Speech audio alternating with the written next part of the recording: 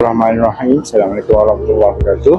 Saya dari keluarga saya mengucapkan terima kasih kepada Al-Murtajiz Travels Sdn Bhd akan membawakan kami sekeluarga ke umrah private untuk bulan September 2025.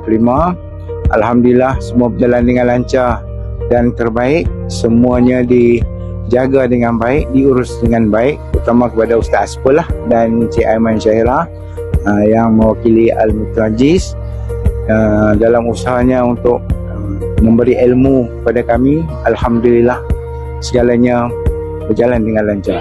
Rahim, alhamdulillah, syukur. Pertama kali saya sampai ke bumi barakah ini, tanah suci Mekah.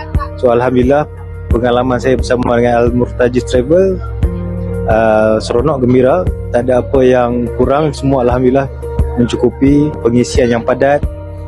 Kita umrah sampai 3 kali, alhamdulillah. Terima kasih. Bismillahirrahmanirrahim. Alhamdulillahirrabbilalamin.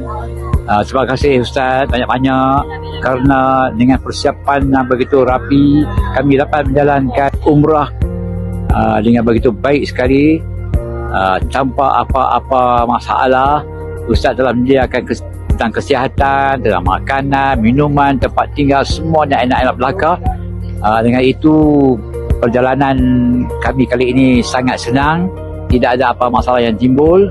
Dan saya juga menyediakan satu pantun untuk Ustaz ke Gunung Hira. Kami daki, tak penat lelah, tak peduli.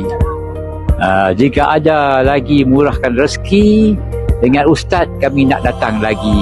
Terima kasih banyak. Assalamualaikum warahmatullahi taala wabarakatuh. Makcik Amizah mengucapkan ribuan terima kasih kepada travel kerana membimbing kami dari awal.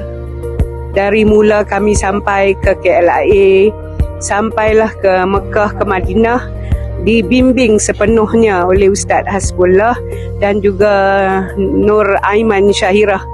Sangat-sangatlah berbaloi lah orang kata mai dengan travel ni, sebab bimbing kami dari awal, masa senang, masa susah, sentiasa berada bersama kami. Dan sehinggalah hari terakhir ni masih lagi bersama Ustaz dan juga Aiman.